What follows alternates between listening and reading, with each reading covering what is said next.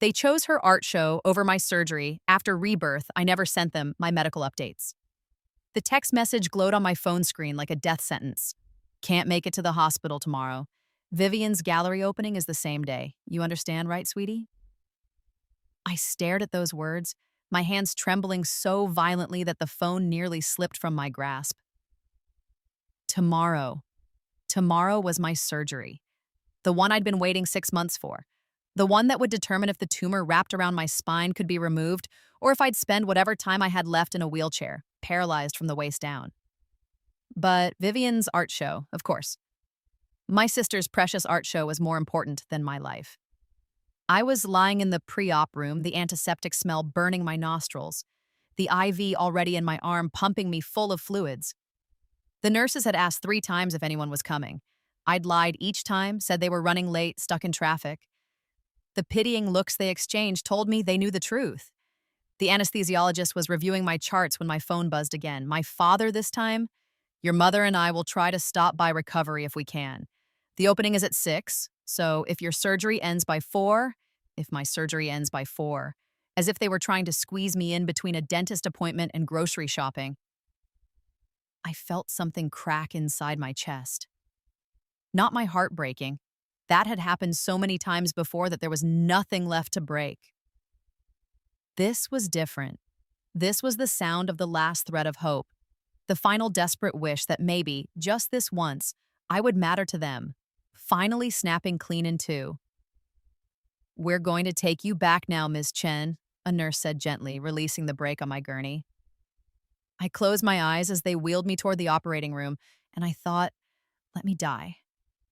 Let me die on that table so I never have to wake up to this world again, to this family that values canvas and paint more than my life. The anesthesia mask descended over my face.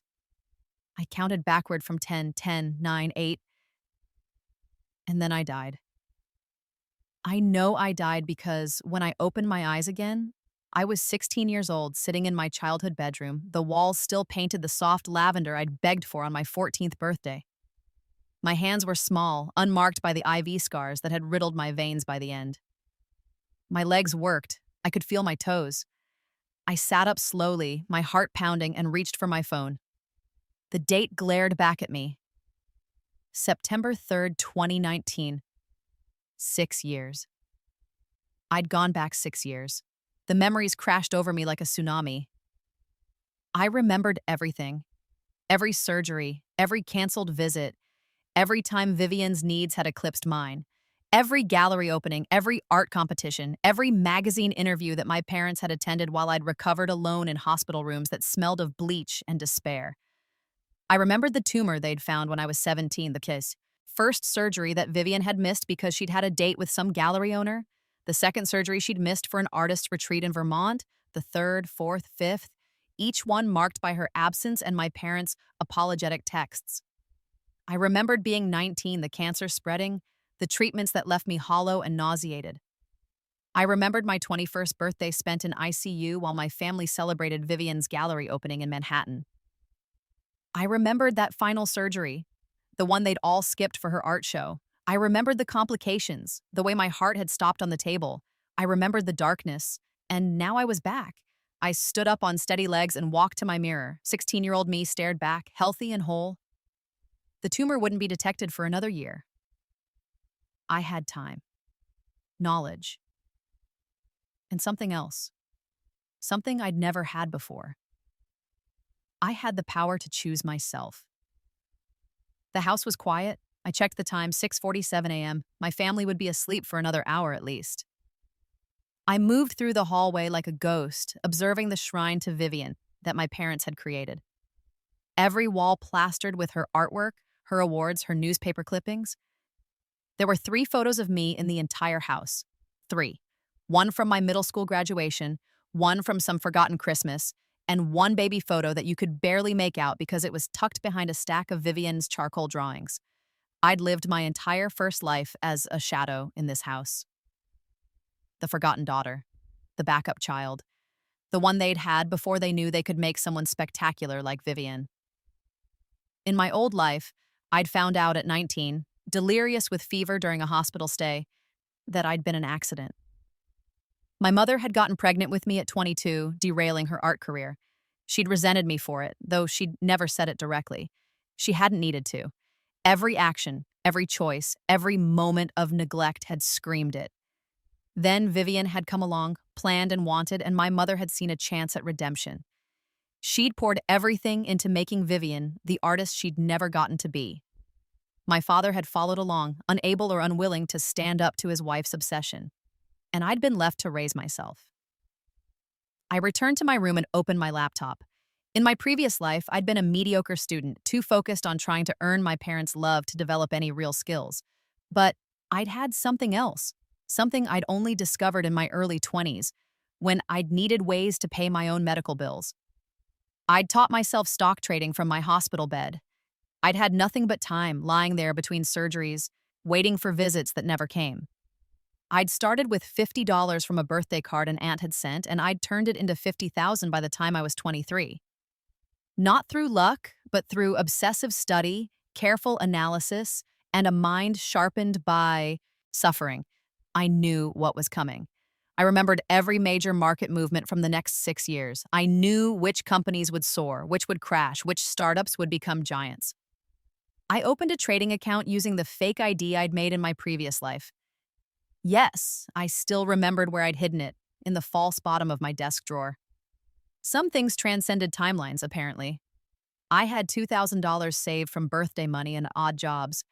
It wasn't much, but it was enough. I made my first investments before the sun rose. Tech companies on the verge of breakthroughs, a streaming service that would revolutionize entertainment, a small electric car company that people were calling a joke. Then I went downstairs and made breakfast. My mother emerged first, her hair wrapped in a silk scarf, her expression already distant. She barely glanced at me as she poured coffee. "Good morning, Mom," I said pleasantly. She responded, scrolling through her phone, probably checking Vivian's social media engagement. My sister, still asleep upstairs, had just started her Instagram account last week. In my previous timeline, this would be the beginning of her influencer career, which would run parallel to her art career and eventually eclipse it. My father came down next, his tie already knotted. He kissed my mother's cheek and grabbed a piece of toast from the plate I'd made. "Thanks, sweetie," he said absently. Vivian was last, descending the stairs like a princess, gracing her subjects with her presence. At 14, she was already beautiful in that effortless way some people are. Long dark hair, my mother's elegant bone structure, my father's striking eyes. I'd inherited my father's average height and my mother's wide shoulders, the body of someone built for work, not for art. "Morning," Vivian yawned, and suddenly both my parents came alive. "Good morning, darling," my mother beamed. "I was looking at your latest piece last night. The composition is really coming together." "You think so?" Vivian's eyes lit up. I was worried about the perspective on the left side. And just like that, I ceased to exist. I finished my breakfast in silence while they discussed brush techniques and color theory. I washed my dishes, grabbed my backpack, and left for school. No one said goodbye. The first week back was disorienting. I was surrounded by children. Because that's what they were, though I was in a 16-year-old body, my mind held 28 years of life, death, and suffering. I couldn't relate to their concerns about homework and crushes and social media drama. But I played the part. I attended classes, took notes, and began the work of building my new life. My investments grew faster than I'd anticipated. Within a month, my $2,000 had become $8,000. I withdrew nothing, letting it compound. I had a year before the tumor would be detected, a year to build an empire. At home, I made myself scarce. I stopped seeking my parents' attention. I stopped asking them about their days, stopped trying to show them my school projects, stopped hoping they'd notice me. When they were home, I stayed in my room. I ate breakfast before anyone woke up and dinner after everyone had gone to bed. The change was so gradual that they didn't notice. Or perhaps they were relieved. I'd always been needy in my first life, always desperately trying to matter. Now I was easy, invisible. Exactly what they'd always wanted. I watched from the sidelines as Viviana's star rose. She won a regional art competition in October. My parents took her to dinner at the most expensive restaurant in town. I ate leftovers from the fridge. She was featured in the local newspaper in November. My mother framed it and hung it in the living room, replacing the one photo they'd had of me. For Christmas, they bought Vivian a professional easel and a set of oil paints that cost more than $1,000. They bought me a gift card to Target for $50. I smiled and said thank you and meant it. Every slight, every forgotten moment, every casual cruelty was fuel. I was building something they couldn't see, couldn't control, couldn't take from me. By March, my portfolio had grown to $42,000. I'd started taking online courses in business and finance, learning from the best, absorbing everything. I was patient, methodical, I was building a fortress. May brought the first sign that something was different this time around. In my previous life, I'd started experiencing symptoms of the tumor in late May: headaches, dizziness, weakness in my legs. I'd hidden it for weeks, not wanting to be a burden, not wanting to take attention away from Vivian's upcoming summer showcase. This time, the symptoms started earlier. April. I felt the familiar ache at the base of my skull, the occasional loss of balance. My left leg would go numb sometimes when I sat too long, but I didn't hide it this time. I went to the doctor myself, using money from my portfolio. I didn't tell my parents. Dr. Richards ordered an MRI. I sat in the waiting room alone, my hands steady, my heart calm.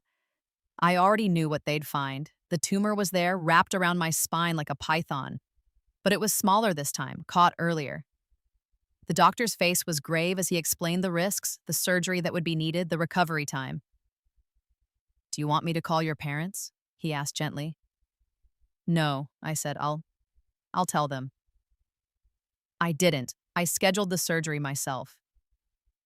For June 18th, a date I chose specifically because I knew what else was happening that day.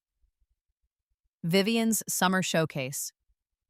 The one my parents had been helping her plan for months. The one that would launch her into the regional art scene. I arranged everything.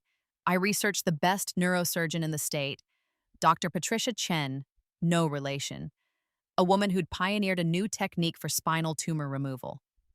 I paid her a consultation fee from my portfolio, which had now grown to $78,000. She reviewed my scans with the kind of attention I'd never received from anyone in my family. "This is aggressive, Sa," she said finally. "But you caught it early, that's good." "That's very good. With surgery and radiation, you have an excellent prognosis." "Can you do it?" I asked Asaya. "Yes, but I have to tell you, this will be expensive. Do you have insurance?" "I'm on my parents' insurance," I said. "But I'll need you to bill me directly for anything they don't cover."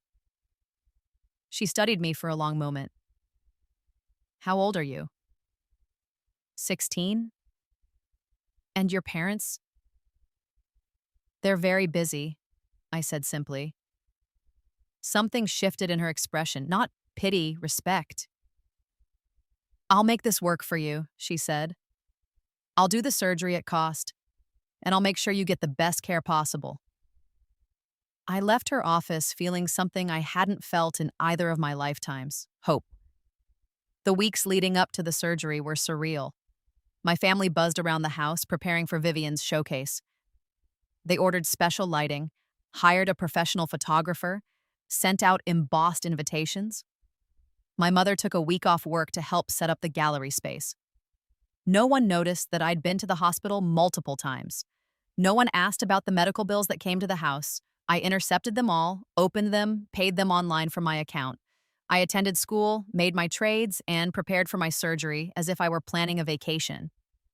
I packed a bag with comfortable clothes, downloaded books to my tablet, and arranged for a home health nurse to check on me during recovery. 3 days before the surgery, my mother caught me coming out of my room with my hospital bag. "Going somewhere?" she asked absently, her arms full of frames for Vivian's artwork. "Just a friend's house," I lied smoothly. "Staying over for a few days." "Oh, okay. Have fun." She was already walking away, her mind on gallery layouts and guest lists. The night before my surgery, I lay in bed and thought about my previous life. I thought about dying on that operating table alone. My last thought being that I'd wasted my life trying to make people love me who were incapable of it.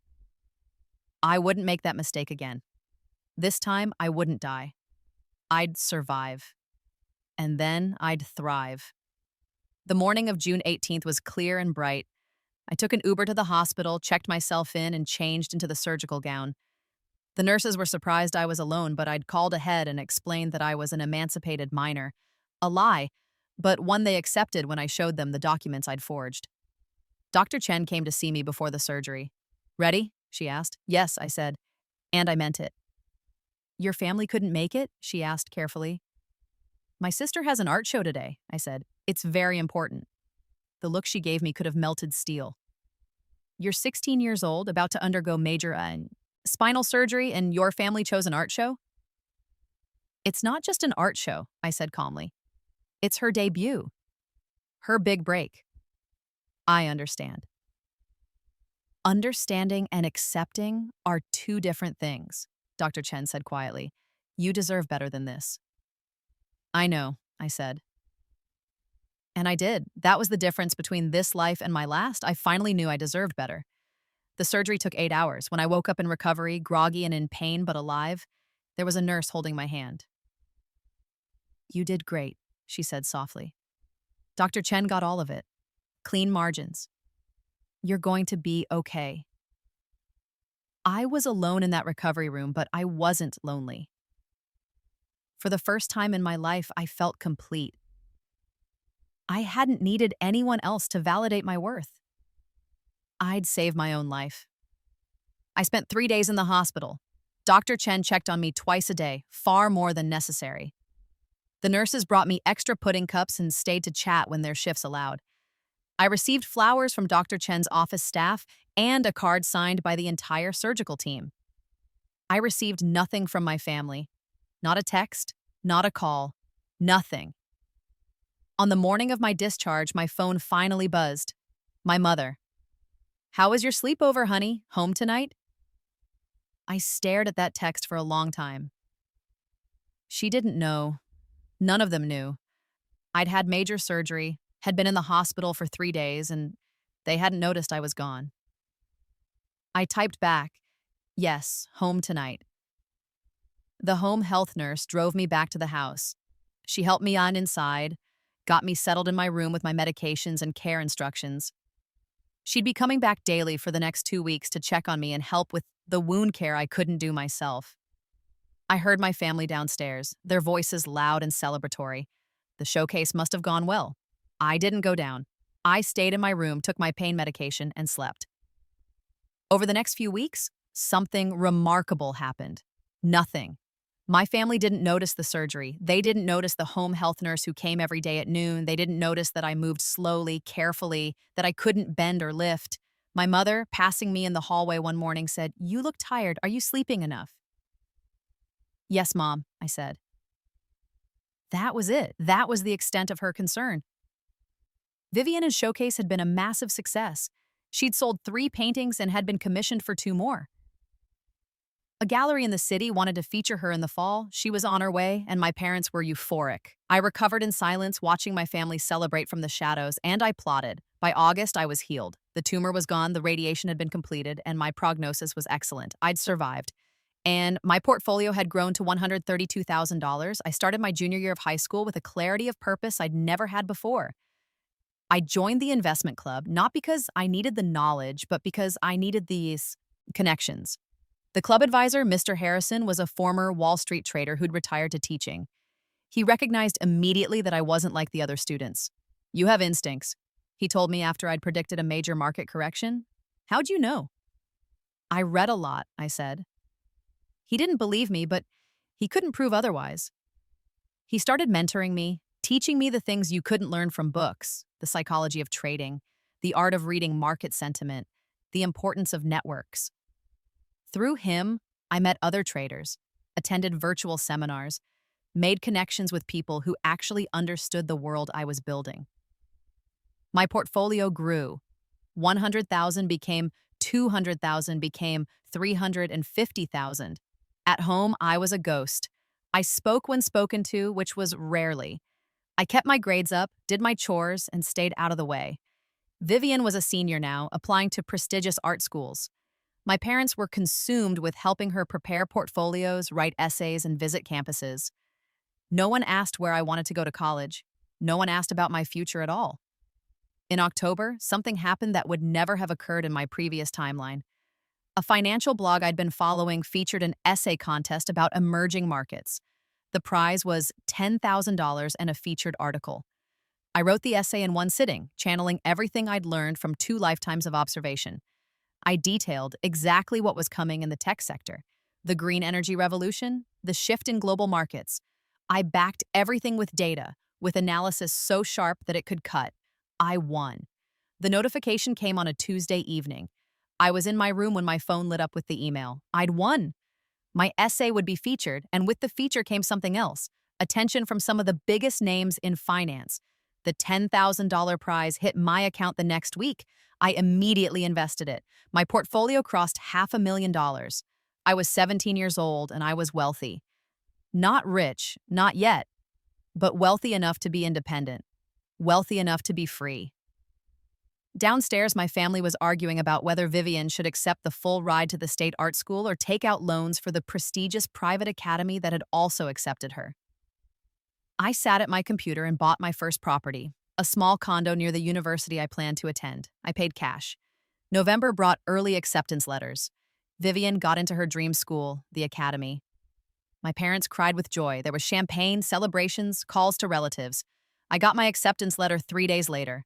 Full ride to the state's flagship university for their business program. I opened the letter alone in my room, read it, and filed it away. No one asked.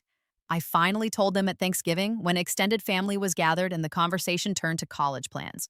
"Where are you applying, dear?" my aunt asked me. "I'm not applying anywhere," I said calmly. I was accepted early decision to state, full scholarship. The room went quiet. My mother looked at me as if I'd just appeared out of thin air. "And what? When did this happen?" "Last week," I said. "I got the letter." "Why didn't you tell us?" my father asked, and he actually looked confused, as if he couldn't understand why I wouldn't share such news. I looked at him, this man who'd missed my surgery, who'd forgotten my birthday 3 years running, who'd never once asked me what I wanted from life. "I didn't think you'd be interested," I said simply.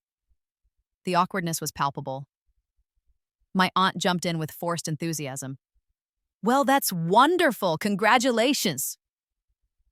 Vivian looked at me across the table with something I couldn't quite read in her eyes. Not quite guilt, not quite recognition. Maybe the first dawning awareness that there was another daughter in this house, one she'd never really noticed before. That Christmas, they tried. My mother bought me a nice sweater instead of a gift card. My father gave me a laptop for college, practical but expensive.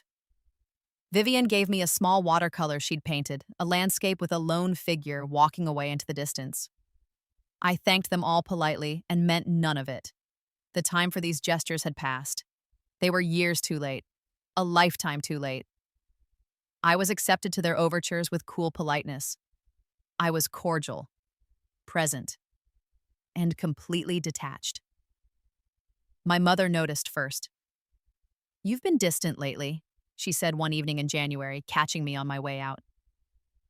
"Have I?" I asked mildly. "Yes, you barely talk to us anymore."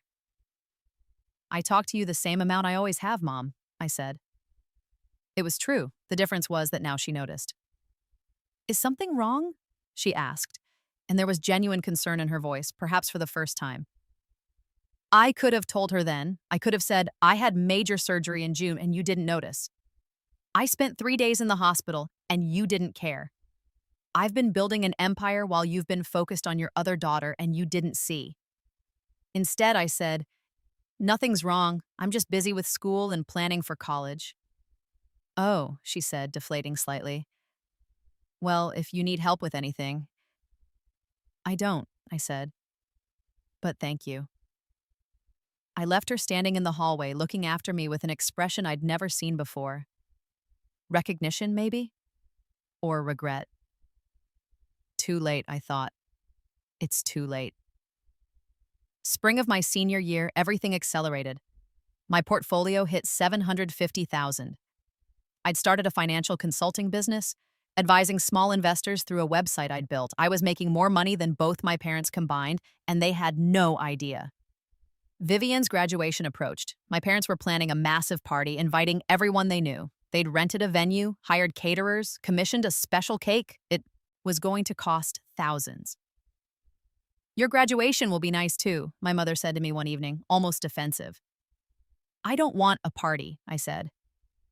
Everyone wants a graduation party, she insisted. I don't, I repeated. I'm fine with just a small dinner, family only. She looked almost relieved. Are you sure? Positive. Vivian's graduation party was spectacular. Over 100 people attended. There were speeches, a slideshow, a display of her artwork. My parents glowed with pride. My graduation was 2 weeks later. We went to Olive Garden, just the four of us. My parents gave me a card with $500 in it. Vivian gave me nothing. She'd forgotten it was my graduation day until we were in the car. I smiled through dinner, made small talk, and thought about the stocks I'd bought that morning, the consulting client who was paying me $10,000 for a market analysis. When we got home, I went to my room and worked on my portfolio. By the time I went to bed, I'd crossed $800,000. That summer before college was strange. Vivian was preparing to leave for her academy, my parents buzzing around her like satellites. I worked remotely for my consulting business, made my trades, and prepared for the next phase. In my previous life, this was when the cancer had come back. I'd been 19, home from my second year of college, and the symptoms had returned with a vengeance. The second tumor, more aggressive than the first, more surgeries, more treatments, more lonely hospital rooms. This time, my scans were clear. No cancer, no tumor. I was healthy. I'd changed my fate. August came. Vivian left for school first, a whole production of tears and photographs and promises to call every day. My parents drove her to campus, helped her move in, stayed for parents' weekend. I left a week later. I loaded my car, a used but reliable sedan I'd bought with cash, and drove myself to campus. I moved into my off-campus condo by myself, arranged my furniture, set up my office. My parents called that evening. Are you settled? My mother asked. Yes, I said. We're sorry we couldn't help you move in, she said. And she did sound sorry. Vivian needed us for Chinny. It's fine, Mom, I interrupted. I manage. I'd been managing for over a year now, completely independently. They just hadn't noticed. College was different. I wasn't trying to fit in or make friends or have the traditional experience. I was there for the degree, the credentials, and the connections. I took a full course load, maintained a perfect GPA, and ran my business from my condo. My portfolio crossed $1 million in October of my freshman year. I was 18 years old and I was a millionaire. I didn't tell anyone. I lived modestly, dressed normally, and kept my head down. But I was building something massive, something that would make me untouchable.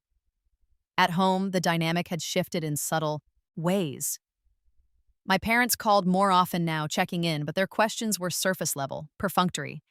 They asked about my classes but not my dreams, my grades but not my goals. They called Vivian every day. I knew because she posted about it on social media, joking about her helicopter parents. I got a call once a week, maybe, usually on Sundays, usually lasting less than 5 minutes. Thanksgiving of my freshman year, we all gathered at home. Vivian was vibrant, full of stories about her classes, her projects, her professors who said she was a genius. My parents hung on every word. When they asked about my semester, I said, "It's going well." "Just well?" my father pressed. "I have a 4.0, I said. "Oh, that's wonderful," my mother exclaimed. But her eyes were already sliding back to Vivian, who was showing them photos of her latest installation. I excused myself early, went to my room, and worked on a market analysis for a client who was paying me $15,000. Christmas was similar. Big gifts for Vivian, new art supplies, a trip to Europe to visit museums, a professional camera to document her work. For me, a gift card to Amazon for $100. I smiled and thanked them and added the gift card to my collection. I had thousands of dollars in unused gift cards, tokens of their minimal effort. The pattern continued. Sophomore year, junior year, I built my empire while they built Vivian's career. She was doing well, genuinely talented, and I didn't resent her success. I resented that her success was the only thing my parents could see. My portfolio grew. 1 million became 2 million, became 3 million. I started investing in real estate, buying properties near growing universities. I hired a property manager, created an LLC, insulated myself with layers of legal protection. I was 20 years old and I was worth over $4 million. I'd also started a nonprofit, secretly, a foundation that paid medical bills for teenagers whose families couldn't or wouldn't help them. I'd been that teenager twice, once in each life. Now I could save others. The foundation grew quietly, funded by my investments. We paid for surgeries, treatments, medications. We provided home health care and transportation and support groups. Everything I'd done for myself, I now did for others. It was the most satisfying work I'd ever done. At school, I was known as the quiet business student who always aced her exams.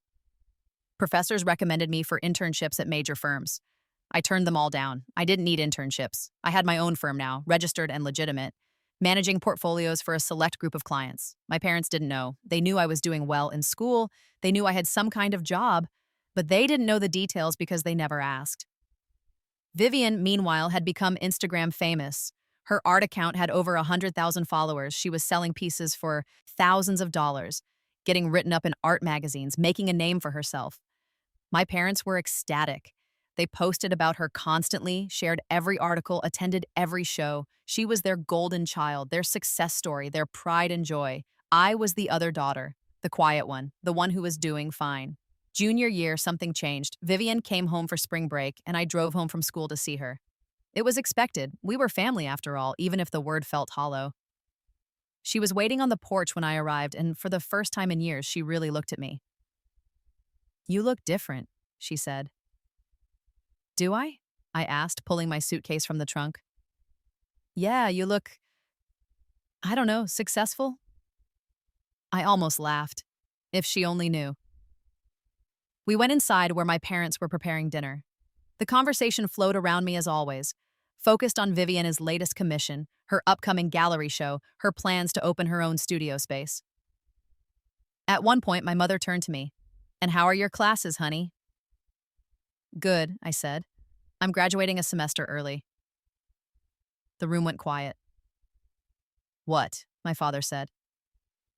"I have enough credits to graduate in December," I explained. "So I'm finishing then." "Why didn't you tell us?" my mother asked. "I just did," I said calmly. Vivian was watching me with that strange expression again. "What are you going to do after graduation?" "I already have a job lined up," I said. Which was true. I was hiring myself, officially making my consulting business my full-time career. "Where?" my father asked. "A financial firm," I said vaguely. "Nothing as exciting as Vivian's work." He nodded, satisfied with that answer, and the conversation moved on. But Vivian kept watching me through dinner, and when we were alone in the kitchen washing dishes, she said quietly, "You're different. You used to try so hard to get their attention." "I grew up," I said simply. "When?" "A long time ago." She was quiet for a moment, then, "I'm sorry." I looked at her, this sister who'd never been cruel but had been oblivious, who'd accepted all the attention and love without ever wondering why there wasn't enough for both of us. "For what?" I asked. "For not noticing," she said. "For not seeing that they were neglecting me," I supplied. She flinched. "Yeah." "It's not your fault," I said, and I meant it. "You were a kid. You didn't ask them to favor you." "No, but I benefited from it," she said, and I never questioned it. I should have. I finished drying the last plate. "What would you have done differently?" She didn't have an answer. I graduated that December, quietly and without fanfare. My parents couldn't make the ceremony. Vivian had a gallery opening that weekend. I walked across the stage alone, collected my diploma, and drove back to my condo. That evening, I celebrated by making my largest investment yet, a commercial property downtown that I planned to renovate and lease to small businesses. It cost $2 million. I paid cash. I was 21 years old, and I was worth $6 million. The medical bills from my previous life would have bankrupted my family. The treatments alone had cost over $1 million. But in this life, I'd paid for my own surgery, my own recovery, my own health insurance, and I'd built an empire on top of it. I'd saved myself in every way a person could be saved. January brought a surprise. My mother called, which wasn't unusual, but her tone was different, worried. Honey, we need to talk, she said. About what? Your father lost his job, the company downsized, and with Vivian's tuition and the gallery space she's renting, money is tight. I waited. We were wondering if you could help out, just temporarily until your father finds something new, maybe a few hundred a month. I thought about saying no. I thought about telling her exactly how much money I had, how I'd built it all myself while they'd ignored me, how I'd survived and thrived without them. Instead, I said, I can do 500 a month for 6 months. After that, you'll need to figure something else out. Oh, thank you, sweetheart. You're such a good daughter. I hung up and stared at the phone. A good daughter. After everything, I was a good daughter for giving them money they'd never helped me earn. I sent the payments because I could afford to, and because it would make cutting ties easier later. This was charity, not family obligation. I was building my case, my evidence of who I'd been to them and who they'd been to me. My father found a new job in April. The payments stopped. They never thanked me beyond that initial phone call. It was as if the money had materialized from nowhere, a lucky break rather than a sacrifice from their forgotten child. That summer, I bought my second commercial property. I hired a team to manage my holdings. I was building an empire, brick by brick, investment by investment. Vivian's career continued to soar. She was featured in a major art magazine, profiled as one of the 30 under 30 artists to watch. My parents framed the article and hung it in the living room, right where my high school graduation photo used to be, before they'd taken it down to make room for Vivian's press clippings. I was 22 now, running a multi-million-dollar consulting firm from my home office. My clients included hedge fund managers, tech entrepreneurs, and wealthy families looking to diversify their portfolios. I was known in financial circles as the Oracle, someone who could predict market movements with uncanny accuracy. They didn't know I was a 22-year-old woman working from a modest condo. They didn't know I'd lived this all before. In August, my mother called with news. We're throwing Vivian a party for her magazine feature. Just family and close friends. You'll come, won't you? When is it? I asked. August 17th. I checked my calendar. I had a major client presentation that day, one that would net me $500,000 in fees, but I could reschedule. I'll be there, I said. The party was exactly what I'd expected. Catered food, expensive wine, a slideshow of Vivian's accomplishments. There were about 30 people there, all admiring her work, congratulating my parents on raising such a talented daughter. I stood in the corner, nursing a glass of water, watching. Several people asked who I was. Oh, that's our other daughter, my mother would say, as if just remembering I existed. She works in finance. No one asked follow-up questions. Finance wasn't interesting, not like art. Vivian found me on the back patio away from the crowd. You don't have to stay, she said quietly. I know this isn't your scene. It's fine, I'd said. No, it's not. She sat down beside me. I've been thinking about what you said, about growing up, about when it happened. I didn't respond. I looked at your social media, she continued, or tried to. You barely post anything. And when you do, it's just generic stuff, nothing personal. I'm private, I said. You're invisible, she corrected. And I think you've been invisible for a long time. I just never noticed because... She trailed off. Because you were too busy being visible, I offered. Yeah. She looked down at her hands.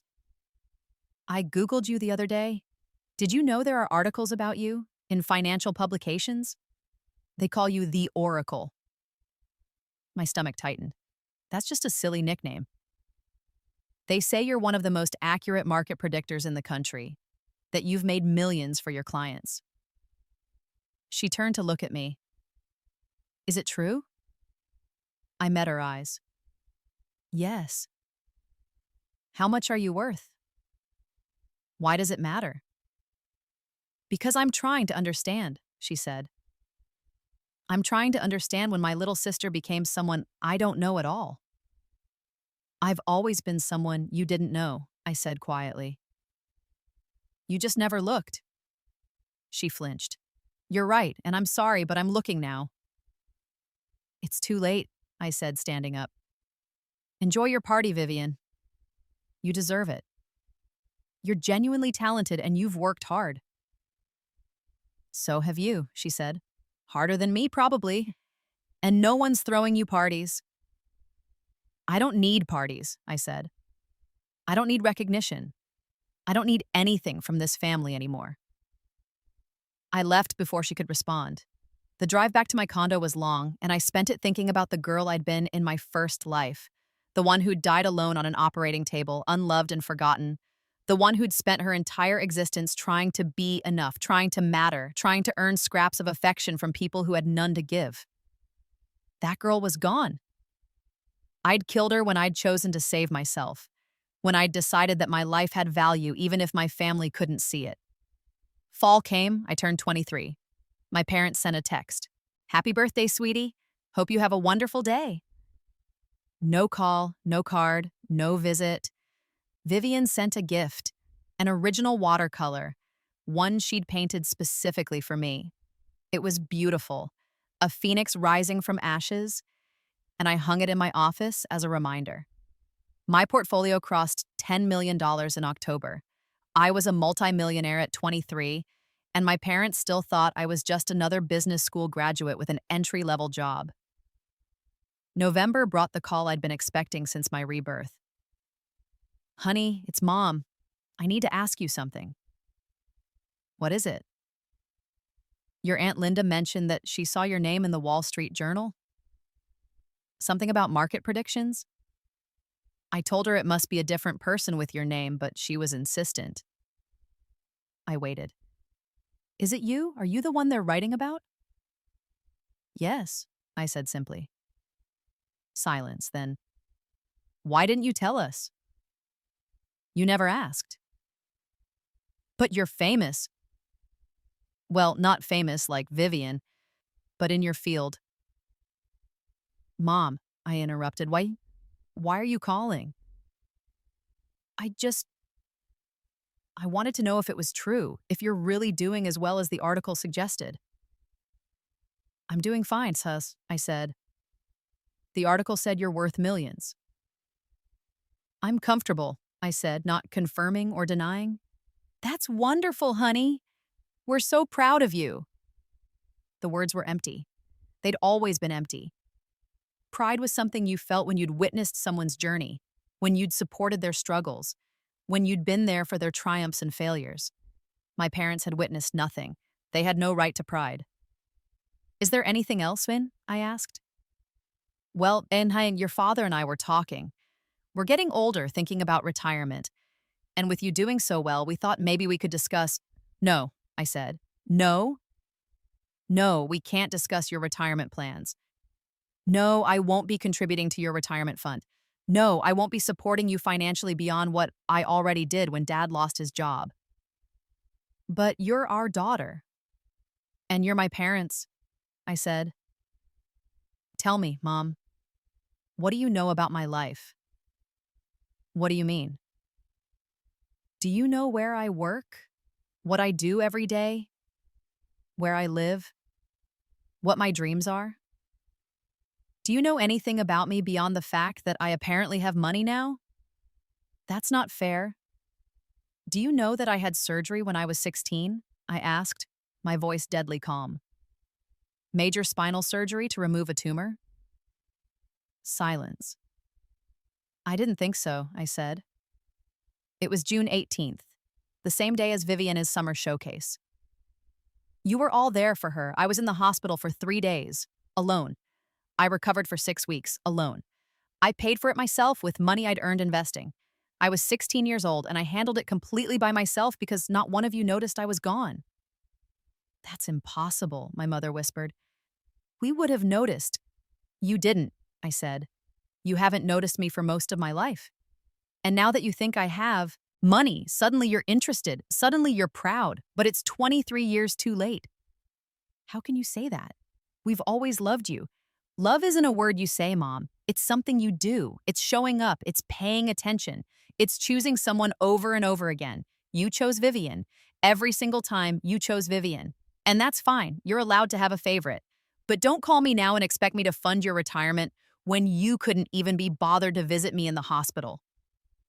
I hung up before she could respond. My phone rang immediately. I declined the call. It rang again. I turned it off. That evening, Vivian texted me. Mom told me what you said about the surgery. Is it true? Yes, I typed back. When I was 16, you had cancer surgery and none of us knew? Yes. Jesus Christ. I didn't respond. What was there to say? She called me, I answered. I don't know what to say, she started. I'm so fucking sorry doesn't even begin to cover it.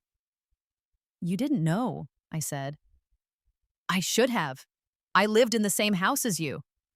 How did I not notice you were gone for 3 days? How did I not notice you were recovering from surgery? You were 14 and wrapped up in your showcase. Mom and Dad were wrapped up in you. I was very good at being invisible. That's not an excuse, she said, her voice breaking. You're my sister. I should have noticed. I should have cared. But you didn't, I said. Not cruel, just factual. And now you do. But only because you found out I'm successful. If I were still struggling, still invisible, would you be calling? She was quiet for a long moment. I want to say yes. I want to believe I would have noticed eventually, but I don't know if that's true. At least you're honest, I said. And can we try now? Can I try to be the sister I should have been? I thought about it. In my first life, Vivian and I had been strangers living in the same house. We'd never fought because we'd never been close enough to fight. She'd been the sun, and I'd been a distant planet, cold and forgotten. In this life, I'd chosen to be a distant planet on purpose. I'd removed myself from their orbit deliberately, but maybe... I don't know, I said honestly, I don't know if I have the capacity to trust any of you anymore. I understand, she said, but I'd like to try, if you'll let me. We'll see, I said. Over the next few months, Vivian tried. She called weekly just to talk. She asked about my work, my life, my thoughts. She sent me articles she thought I'd find interesting. She invited me to dinner when we were in the same city. I accepted some invitations and declined others. I was cautiously open, like someone who'd been burned learning to get close to fire again. My parents, on the other hand, oscillated between apologetic and defensive. My mother sent long emails about how they'd done their best, how they'd loved both of us equally, how I was being unfair to judge them so harshly. I didn't respond to the emails. There was nothing to say. They'd made their choices and I'd made mine. My father tried a different approach. He called one evening, his voice gruff. Your mother is devastated, he said. I'm sorry to hear that, I replied. You were very harsh with her. I was honest with her. You accused us of neglecting you, of choosing Vivian over you. Yes, I said, because that's what happened. We never meant, intent doesn't matter, Dad, impact does. You may not have meant to neglect me, but you did, repeatedly, for years. We provided for you. We gave you a home, food, education. The bare minimum, I interrupted. You gave me the bare minimum while giving Vivian everything. And when I needed you most, when I was sick, when I was alone, when I was terrified, you weren't there. You were at an art show. We didn't know. Because you didn't ask. Because you didn't notice. Because I didn't matter enough for you to pay attention. He was quiet for a long time, then, what do you want from us? Nothing, I said. I knew. I don't want anything from you. I haven't wanted anything from you for years. I learned to stop needing you, and that was the best thing I ever did for myself. So that's it? You're just going to cut us out of your life? I'm going to maintain a polite distance, I said. I'll come to major family events. I'll be civil. But I'm not going to pretend we're close. I'm not going to pretend you were good parents to me. And I'm certainly not going to fund your retirement or support you financially when you never supported me emotionally. That's cruel, he said. No, Dad. What's cruel is asking your daughter for money after missing her cancer surgery. What's cruel is calling her ungrateful for not wanting to subsidize the retirement of parents who forgot her 16th birthday. What's cruel is expecting love and support when you never gave it. I hung up. The call stopped after that. We settled into the new normal I'd established: polite distance, Christmas cards but no visits, birthday texts but no calls. Vivian remained the exception. She kept trying, kept reaching out, and slowly, very slowly, I let her in. Not all the way, maybe never all the way, but enough to build something that resembled a sisterly relationship. She was the only one who asked about my medical history, who wanted to know the details of that surgery, who cried when I told her about waking up alone in recovery. I can't undo it, she said, but I can be here now if you'll let me. You can try, I said. My 24th birthday, she flew across the country to take me to dinner. Just the two of us. She gave me a painting she'd been working on for months, a portrait of two sisters, one in shadow, one in light, reaching for each other across darkness. I call it seeing, she said, because I see you now. Finally. I hung it in my living room. My parents didn't call on my birthday. They posted a generic happy birthday to our daughter on Facebook, tagging Vivian by accident. I didn't correct them. By 25, my net worth had crossed $15 million. I owned property in 6 states, managed portfolios for some of the wealthiest families in the country, and ran a nonprofit that had paid medical bills for over 300 families. I was more successful than my parents had ever imagined I could be, and they knew almost nothing about it because they'd never learned to ask the right questions. The real test came when I was 26. My mother was diagnosed with breast cancer. She called me herself, her voice small and scared. It's early stage, very treatable, but the treatment is expensive, and insurance doesn't cover everything. I listened to her list the costs, explain the procedures, detail the financial burden. Then I said, I'll pay for it. You will? She sounded shocked. Yes, all of it.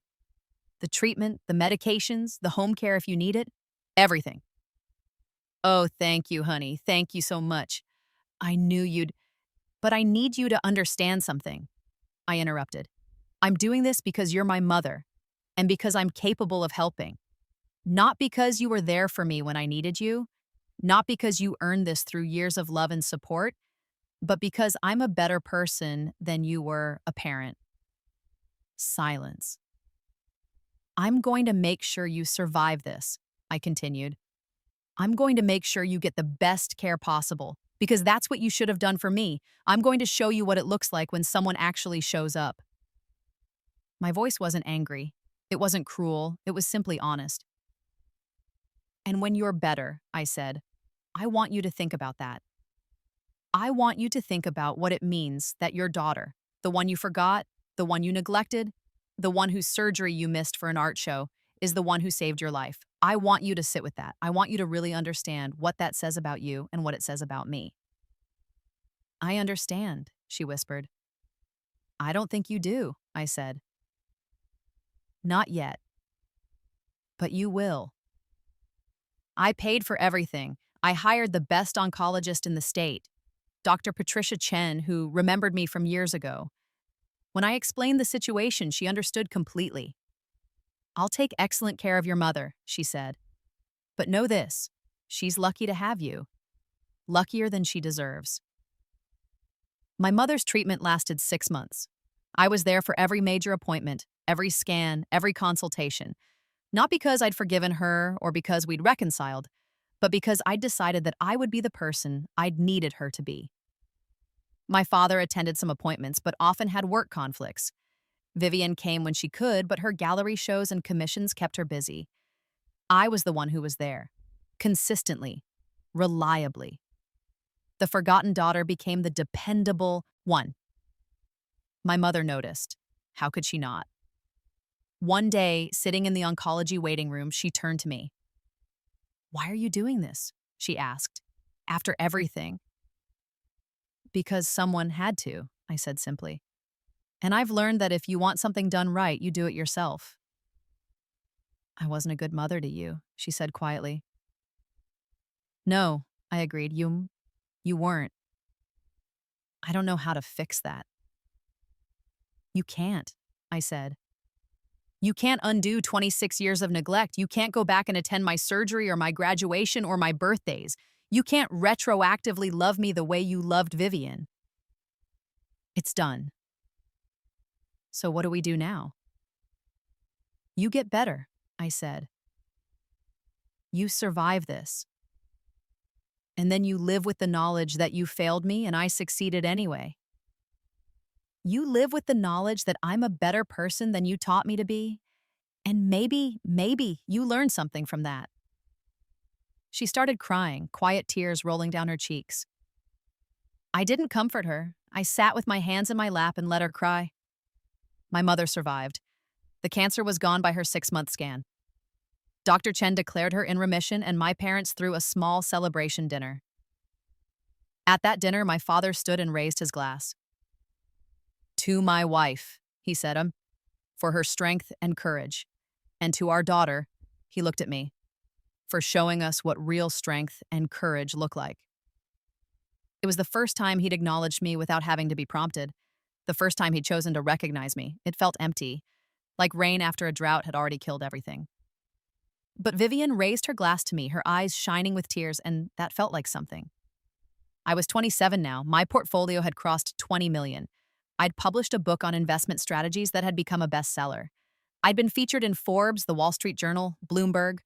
I was known, respected, sought after. My parents finally understood what I'd built. They saw the articles, heard the interviews, watched me speak at conferences.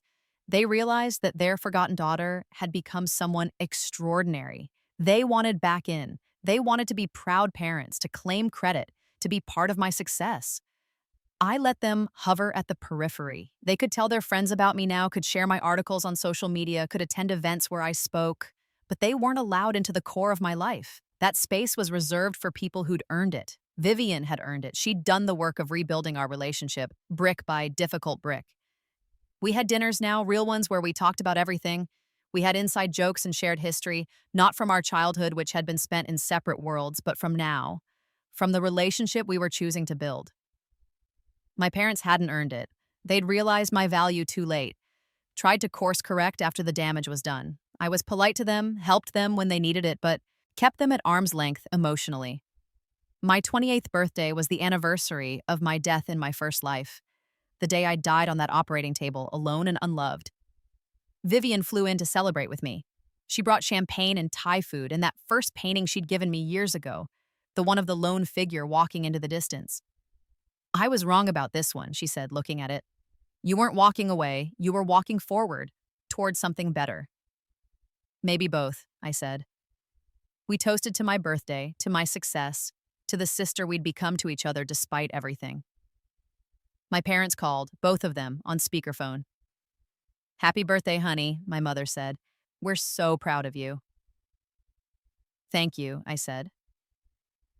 We were thinking we could come visit next month? See your place, take you to dinner? I looked at Vivian, who shrugged. Your choice, her expression said. Sure, I said. You can come visit. Because I'd won. I'd built everything they'd said I couldn't, become everything they'd never imagined I could be. I'd saved myself, made myself, transformed myself from a forgotten daughter into an empire. They couldn't hurt me anymore. Their neglect had no power over me now. I'd taken their worst and turned it into my greatest strength. After I hung up, Vivian raised her glass again. To you, she said, to surviving, to thriving, to being absolutely fucking unstoppable. To being unstoppable, I echoed. We drank, and I thought about both my lives. In the first, I'd died begging for scraps of love from people who had none to give. In the second, I'd learned to give that love to myself instead. I'd learned that validation from within was the only validation that mattered. I'd learned that family wasn't about blood. It was about who showed up, who stayed, who chose you over and over again. I'd learned that the best revenge wasn't destruction. It was becoming so successful, so happy, so complete that their neglect became irrelevant. I was 28 years old. I was worth $23 million. I ran a company that managed billions. I'd written a best-selling book. I funded a nonprofit that saved lives. I had a sister who finally saw me. I had a life that I'd built from nothing, that no one could take from me. And when my parents visited next month, they'd see all of it. They'd see the penthouse I'd bought, the awards on my walls, the life I'd created without them. They'd see what they'd missed. They'd see what they'd thrown away. They'd see that I never needed them to believe in me. I only needed to believe in myself. And in the end, that was the sweetest victory of all. Epilogue. 5 years later, I stood in the ballroom of a five-star hotel surrounded by 300 guests at a charity gala for my nonprofit. We'd just announced that we'd paid medical bills for over 5,000 families in the past decade. The applause was thunderous. My parents were there at a table near the back. They came to my events now, proud to be associated with my success. They told people I was their daughter, showed pictures, acted as if they'd always believed in me. I let them. It cost me nothing. Vivian was at the VIP table front and center. She'd designed the promotional materials for the gala, donated a painting for the auction that had sold for $50,000. She was my sister in every way that mattered. As I gave my speech, I talked about what it meant to be forgotten, to be overlooked, to be the one nobody chose. I talked about learning to choose yourself. I talked about survival and strength and building something beautiful from the ashes of neglect. I didn't mention my parents specifically. I didn't need to. The truth was in every word, visible to anyone who knew how to look. After the speech, my mother approached me, her eyes wet. "That was beautiful," she said. "You're so talented, so strong. We're so lucky to have you as our daughter." I looked at her, this woman who'd given birth to me but had never really known me. "Yes," I said simply. "You are."